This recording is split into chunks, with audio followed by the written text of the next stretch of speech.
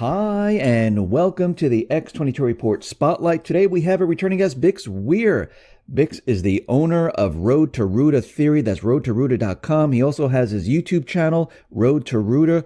And I am very happy to have him back on the X22 Report Spotlight. Bix, welcome back to the Spotlight. Hey, thanks. It's good to be here. Hey, thanks for coming on once again. And let's start off with the economy and what's happening with gold and silver right now, because gold has been slammed down all of a sudden with like $3 billion of notional gold contracts, and they just brought it right down. Why are they doing this right now? I mean, we know gold has been moving up, silver's been moving up very slowly, but all of a sudden they just, for the last 2 days, just slammed it down. What's the motive behind all of this? Well, it's continual manipulation. It's continual control since the 1970s via computers and the derivatives.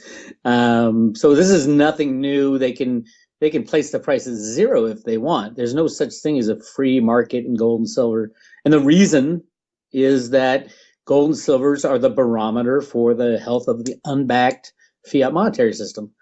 And if you look throughout history at the unbacked system, usually when you go off a gold standard and invent something new, as it happens all the time, usually lasts 7 to 10 years. This time, it has lasted since 1971, unprecedented in the history of monetary kind of fluctuations. And the only reason it's lasted so long is the control of the gold and silver market, the control of the oil market, using computers and derivatives, which were introduced into the economic scene in the 60s and 70s. So yeah, the Fed and the U.S. Treasury have complete control of price, of supply and demand don't really matter on the physical side, because when you're trading against silver, it's over 300 to 1. 300 derivatives are traded for every 1 ounce of silver. The insanity is just, I mean, it's off the charts. And lately, the commercial short position in silver on the COMEX has hit all-time highs. So normally throughout the last, say, 15, 20 years, when it hit the all-time highs, they would slam it down. The banks, along with the Fed, they all work together. They would slam the price down, shake out all the weak hands, and then start fresh. Will it be done this time? I don't know. There are some signs at both the CFTC and within the Trump administration that are kind of hinting at silver not being necessarily slammed down, but rather controlling the rise up. So they'll let it go up, $5 or $10 in the coming chaos, and then slam it down for $5. So it's more about control of the price than it is about complete rigging and destroying sentiment and stuff like that now. So why are they controlling it? I mean, what's the purpose of it? I mean, they don't want people to realize that gold and silver, they're actual money? Well, yeah, that and other countries and the big investors. I mean, gold and silver are the barometers for the health of the fiat system. And when you see gold and silver prices rise, those are the people who have a lot of money and the central bankers around the world and are kind of enemies in Russia, and well, I don't really think there are enemies, but at least on the face of it, in North Korea and Venezuela, it gives them more power to say, hey, look, gold and silver are going crazy. The United States is losing control of the unbacked system. And that's the whole reason. That was always the reason to rig gold and silver with computers and derivatives. And these programs were invented, we've talked about this, by Alan Greenspan back in the 1960s. And that's the only reason he was put as head of the Fed. You had the largest gold bug in the world heading the most anti-gold institution, the Federal Reserve Bank, back in 1987. That's what Reagan was doing. That's the reason he put Greenspan there, to continue to rig the markets with his computers. And that's what's being done right now by Yellen and Steve Mnuchin. Mnuchin is he was the head of IT for Goldman Sachs. He was in charge of all the computer riggers at Goldman Sachs. That tells you something right there about how much computer market rigging is currently going on. So what signs do you look at with gold and silver where you say, okay, things are breaking apart, they can't control gold and silver, and now it's starting to move up? I mean, what are you looking at? Well, they still can, because it's unlimited the amount of derivatives you can throw at gold and silver. You said 2 billion they dumped on gold in derivatives. That's nothing. I mean, they can dump 2 quadrillion if they want. They can set the price of gold and silver at zero and shut down the markets if they wanted. Problem with that is their tool for rigging prices and keeping that perception, the false perception, keeping it going, would be gone. So they want to make it look like it's a freely traded market, but not have it run away. So it's been a delicate balance for the last 40 years of computer market rigging. When do you think the market rigging will come to an end, or will it ever come to an end? I do think it'll come to an end. It will end when the weapon of mass financial destruction goes off, which is the derivatives market, as Warren Buffett called it so perfectly, a weapon of mass financial destruction, because you have counterparties with these large banks. Deutsche Bank is already starting to fall again. They were bailed out at the end of the third quarter last year by China, believe it or not. So Deutsche Bank was about to go down. They're the largest bank derivative holder with, I think it's 70 or 80 trillion dollars worth of derivatives. And they were going to go down in September. Their price dropped below $10. It was going to trigger all these, what they call COCO bonds, or collateral convertible bonds. And that would trigger, I think it was at around $9. It went right around $9 and then shot up. And the rumor was that China went in to bail them out, because China doesn't want the system to implode either. China is obviously kicking everybody's ass now, so they don't want the system to implode. So they bailed out Deutsche Bank. There was a lot of talk that it was a large silver derivative that China owned the other half of, that they bailed out Deutsche Bank. But now Deutsche Bank's falling again, and there's still that large, gigantic derivative holder.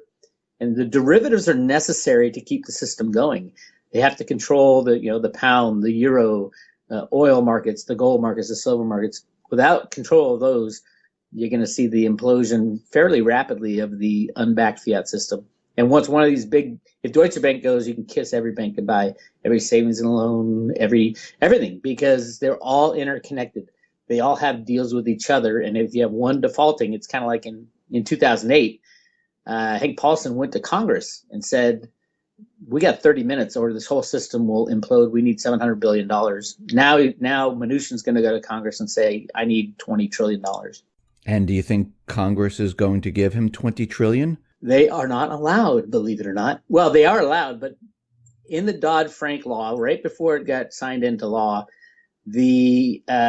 somebody, they think it was Citibank, threw in a clause that said before you pay out, before the FDIC can pay out, the mom, pa, checking account, savings account, they have to pay out derivatives first.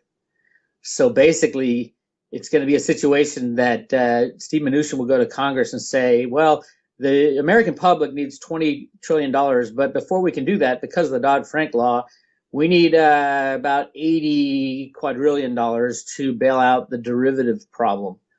So basically, they assured that Congress would not allow the bailout, and they can't really allow a bailout anyway after what happened last time. If you walk down the street in America today versus 2008, in 2008 nobody knew what was going on. Today we all know that it was a con. The bankers conned us. They got bailed out and they got rich.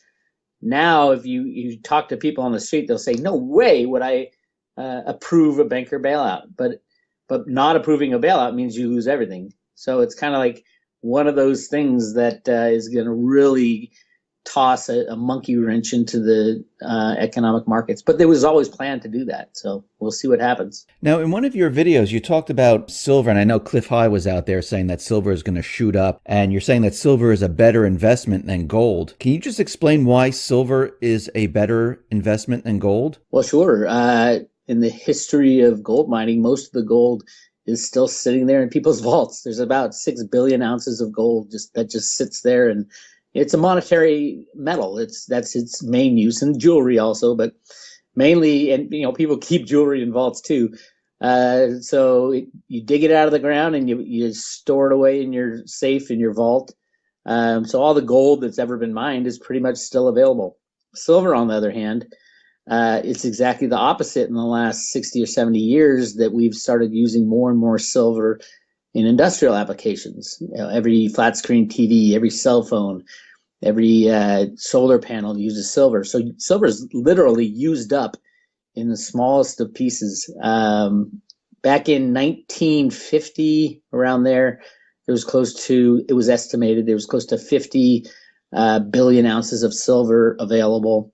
And now they think maybe 6 billion ounces of silver because it's all been used up. It's not like it disappears, though. It's not consumed. It doesn't vanish, but it gets used in such small amounts that you can really never recover most of it. I think if the silver price went to $1,000 or $2,000 an ounce, people would be rummaging through the landfills of the world trying to, scrape out a few ounces of silver. But at $18, no one's going to go track down the silver that's in, the 100th of an ounce of a silver that's in a cell phone. So that's one of the main reasons that the monetary riggers, the people who try to control the system, have really focused mainly on silver to keep that under control. It's the largest short position of any commodity on the COMEX. It is J.P. Morgan is knee deep in it, and J.P. Morgan's a agent of the U.S. government, is what they argued in a court case on gold manipulation. So yeah, it's a big deal. It's a really big deal. The silver story. I did a big expose on them. The U.S. government lent the military 2.75 billion ounces of silver back in the 1940s to create the first atomic bomb. And it was they needed these large magnets, and that they needed a lot of silver. I mean, a lot of silver. So this is all the Manhattan Project in Oak Ridge, Tennessee. They were building these things called calutrons. And so the U.S. military lent them all this, basically almost all the silver they had, to create enough enriched uranium to create the first atomic bomb. And that silver pretty much stayed where it was in these magnets until the 1990s, when they finally tore down the facility. And that's where all the physical silver has come from. A lot of people said that physical silver would disappear at the end of the 90s, and nobody knows where this huge amount of physical silver has come from. But that's exactly where it came from. It came from the shutting down of the facility at Oak Ridge, Tennessee, and then 2.75 billion ounces came into the market. Even the U.S. export data shows pretty clearly of what happened. So yeah, I think it's running out though. So get your physical silver now.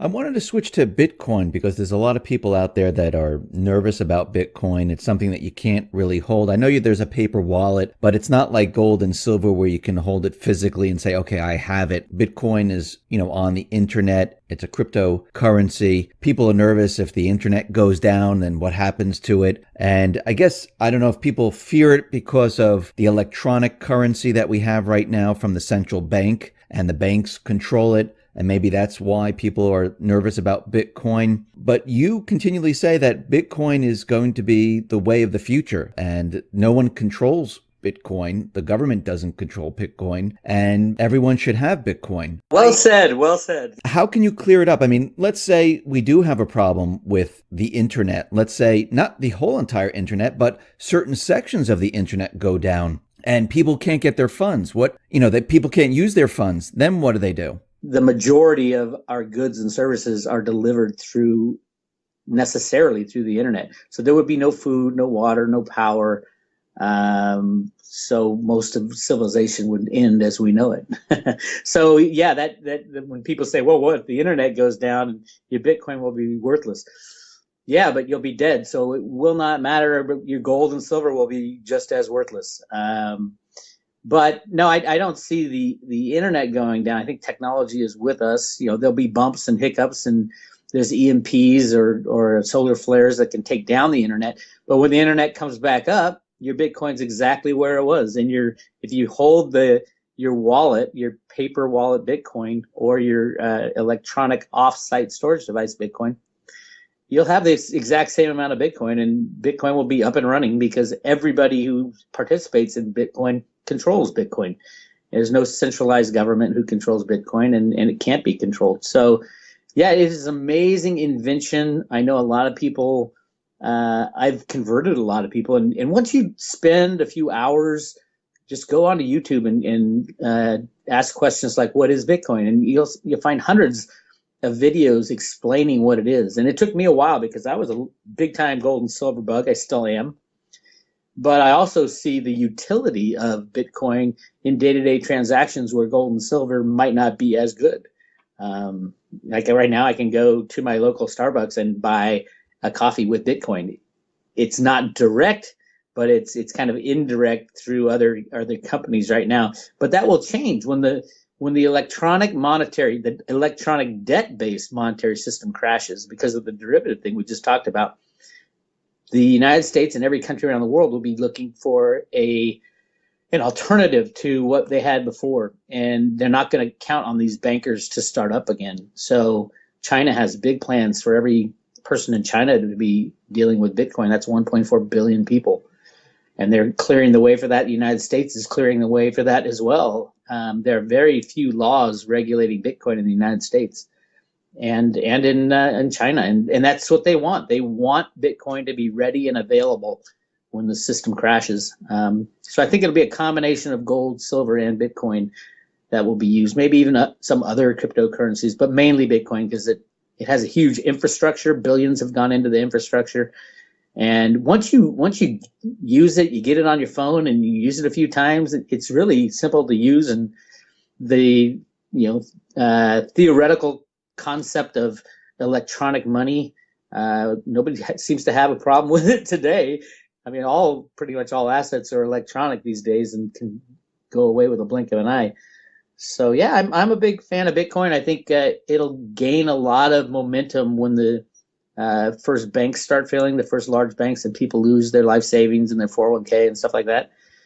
People will be looking for an alternative, and they're not going to look to the bankers to provide that alternative. You just explained Bitcoin and with the internet and how you can use Bitcoin to purchase. Are the central banks, are they okay with Bitcoin? Do they hate Bitcoin? Well, you're talking to a guy who thinks the Federal Reserve Bank of Boston is looking to destroy the monetary system. So there are people within the central banks, yes, that are absolutely getting ready for they know they can't stop it. That's kind of the key. They try to stop it. They're always trying to stop it, but they can't stop it, which is great. But they are looking to embrace the blockchain, which is the technology behind Bitcoin. And they will be using the blockchain, and they will also be adapting Bitcoin. The really interesting time will be when central banks and banks around the world start printing money to buy Bitcoin. And you'll see hyperinflation in certain areas, but hyperinflation definitely in Bitcoin. We're talking millions of dollars per coin at that point because central banks print the money, and the money is the problem. And then Bitcoin has a limited supply. 21 million coins is all that can ever be mined. So it's really the only choice for money that has a limited supply. Gold and silver they have tight supply, and we think we understand the supply of gold and silver. I don't think we do, but you can always find a big silver mine or a gold mine. Bitcoin, on the other hand, has a definite fixed supply, 21 million coins. So I think governments around the world and banks around the world will be printing money to buy Bitcoin. So my next question is, why do we need the central bank or banks if we're using Bitcoin? Is there any purpose to have a bank or a central bank anymore? Well, I would, there's a lot of people who would argue that we didn't need them in the first place. The Constitution doesn't give. I agree with you. It doesn't give the central bank any power. The power to create money and distribute money is with Congress, and Congress has shirked that power. I believe I know why they did that in 1913. How they convinced Woodrow Wilson to do that has to do, I believe, with this gigantic gold find that they found. Scared the crap out of Woodrow Wilson, who was very much anti-bank. But he knew that if this massive gold find in the Grand Canyon was released to humanity, it would destroy the monetary system, and the world, the society would just be ripped apart. So they have prolonged this game, and Woodrow Wilson allowed the banksters to create the Federal Reserve Bank on December 23rd, when everybody in Congress was pretty much home for Christmas. So yeah, I think the central banks know exactly what's going to happen. This is not something that is will be brand new to them. Anybody who thinks about monetary policy, thinks about money in general, comes to the ultimate conclusion that unbacked fiat money will crash at some point. They've been able to control it with computers and derivatives for much longer than it should have lasted. But now, especially the United States, who has the ultimate control over it, they can crash the system with a click of a mouse now, and that was seen in the WikiLeaks Vault 7 documents, that the CIA has access to every single computer and every computer component in the world. So yeah, it's odd and scary times, but this is a huge transition we're about to go through, and everybody should be aware that something is going to change, something very large, and it's the only thing that hasn't changed really is our monetary system, and that's the thing that's going to change. Are we going through the transition right now? Oh yeah, I would say it depends how you look at it. I mean, from our the last 20 years, the transition really started in September of 2008. When they had to go to Congress and say, give us $700 billion. And then the banks leveraged it up to 20 trillion, and the Federal Reserve opened their doors to everybody. That was the beginning. So all those problems have not been fixed. They've only been amplified into sovereign debt and other forms, and gotten just gigantic. We're at another housing bubble even. I mean, the insanity of what's going on is amazing, but people don't recognize it because of the computer rigging to keep like the stock market safe and sane, and they don't let it drop and they don't let it rise too much, so everybody thinks everything's fine. The stock market's pretty much a barometer of, because people think it's freely traded, and it's not. It's 99% of the trades is a guess happen between the Fed, the U.S. Treasury, and the bullion banks, the large banks that play the game with the Fed. You can see this in the volumes. Volumes are off the charts, and with stock trading, with bond trading, with COMEX trading, oil, gas, everything. Everything's controlled with computers and derivatives now. So it's a scary time when they click that mouse and say game over. When Trump came into office, do you think he realized how bad the economy really was? Because I know during his campaign, he said there were bubbles everywhere. Then once he was inaugurated and he was president, he came out and said that the economy is a mess. Do you think as he entered office, do you think he found out how bad things really were? Well, Trump is working with what I call the good guys. And the good guys are the deep state guys. There's good guys and bad guys in the deep state. And the bad guys have controlled us for a long, long time. Probably since the creation of the Federal Reserve, but definitely since they took out Kennedy in the 60s. But the good guys have taken back control. And I believe that the Trump, when Trump became president, that was a great sign that really was a takeover, a kind of counter coup that you've heard rumors about within the U.S. government. A lot of people saying, "Oh, Trump didn't know what he's got into. Now he's turning to the dark side." No, I think he's doing this all on purpose, because he doesn't want to. We don't want to blame Trump for the problems that were created over the last 50 years.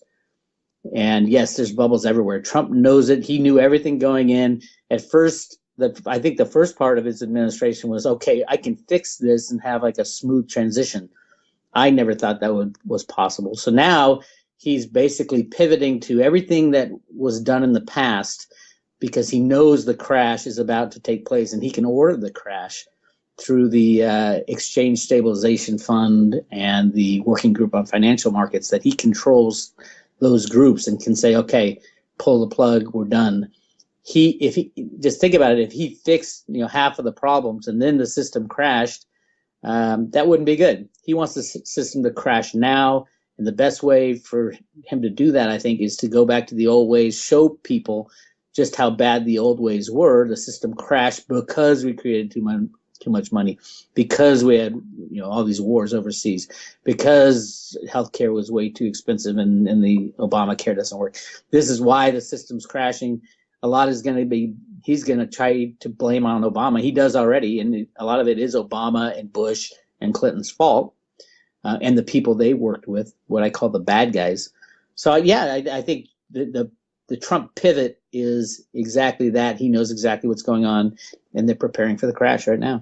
And like you said, I mean, a lot of people, especially in the alternative media, they're very angry right now. And there should be. They should be. I mean, they're playing their part. The whole, and this is not this whole idea of the Trump pivot is a tactical pivot and absolutely planned. That's why he bombed an empty airbase in Syria for the babies. Look at the news media. All of a sudden loves Trump and says, "Oh yeah, he's finally turning into the president." It's ridiculous. But at the ultimately, when the system falls down and crashes, a lot of these people are going to go to jail. I heard about a third of Congress will end up in jail for various reasons. So this is a big deal, what's happening right now. And the Trump pivot over the past few weeks is not a turn to the dark side. It is all part of the plan to destroy the system.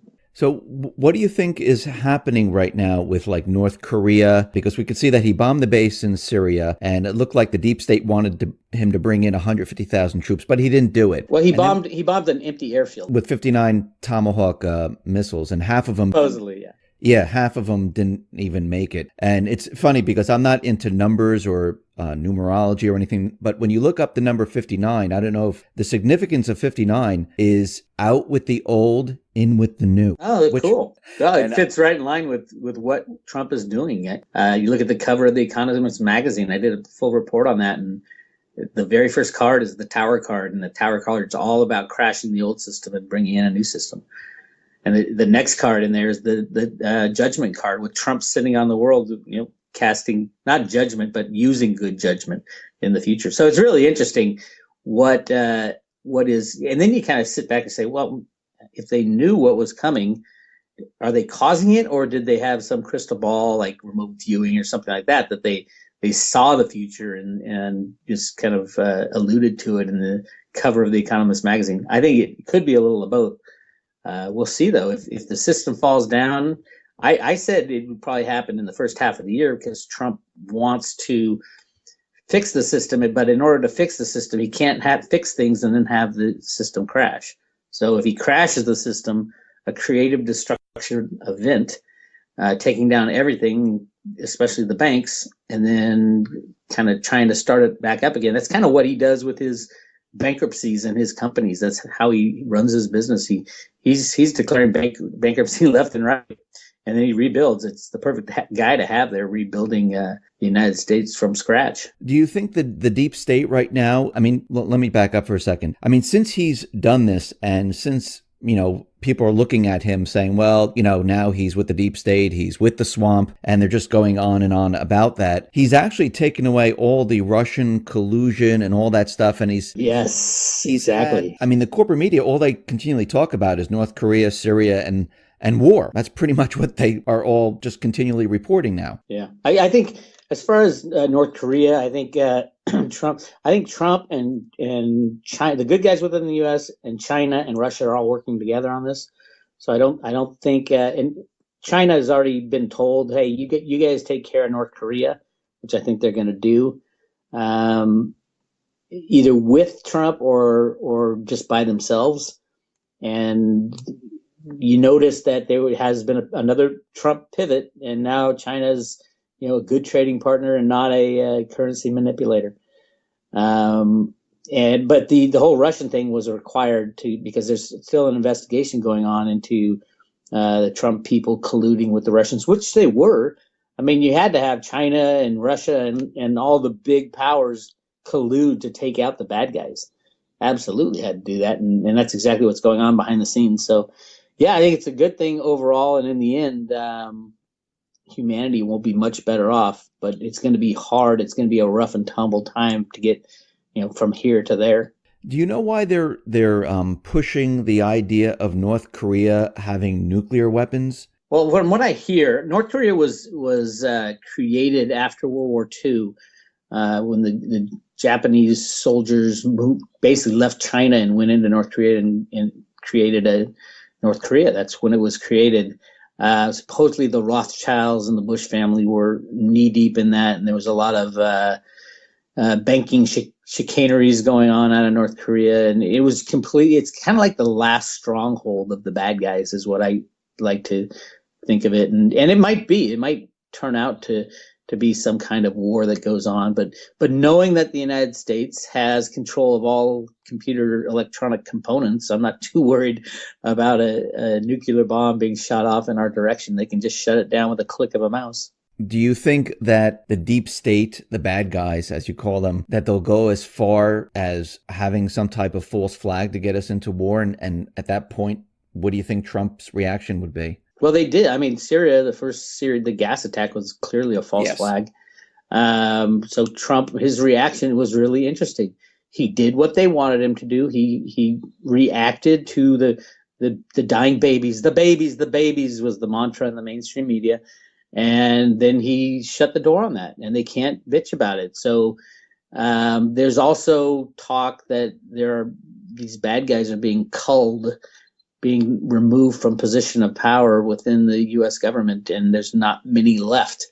I think in Europe there's a lot within the EU, but that will gradually over time. The EU is about to implode, so they'll be taken out when that finally hits there. Europe's in deep trouble because they opened the borders to so many immigrants and refugees. There will be civil wars probably in every country within Europe as the migrants are mad and angry that they're not, being able to live the way they want, and the nationalists are angry that these people came into their country and are trying to change everything.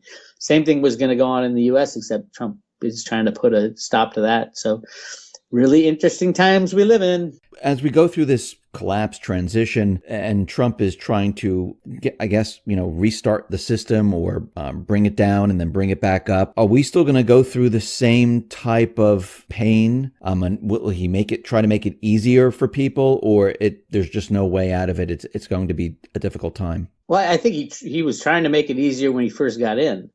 And I didn't think that would ever work. There's a few problems with trying to make it easy. Is you're not going to solve the problem. The problem is unbacked fiat money that you got to get rid of. You can't be the decider. There can't be any deciders on that one. It's up to the derivative market to force it to happen, which could come at any moment.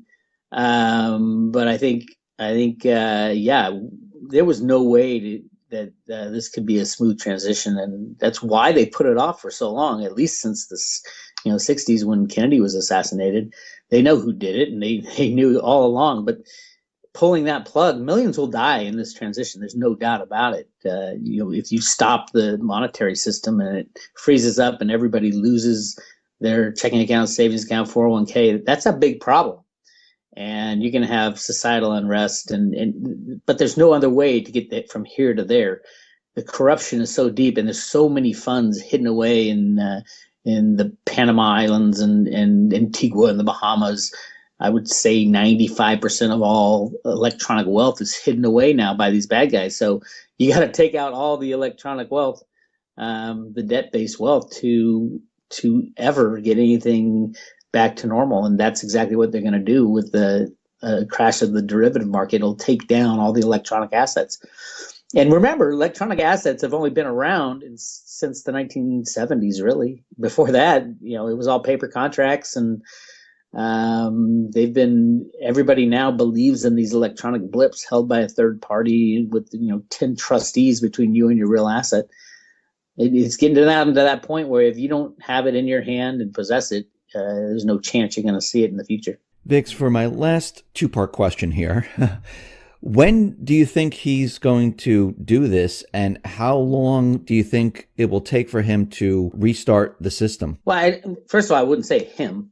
I don't think anybody will be in charge of restarting the system because he won't be the one deciding. Most likely, the United States can go back to its constitutional forms of money, gold and silver, and that's what the Fed, Boston stuff is saying. As far as when, I would say it started in 2008. It is ongoing. When will the banks freeze up is usually the question I get. What day?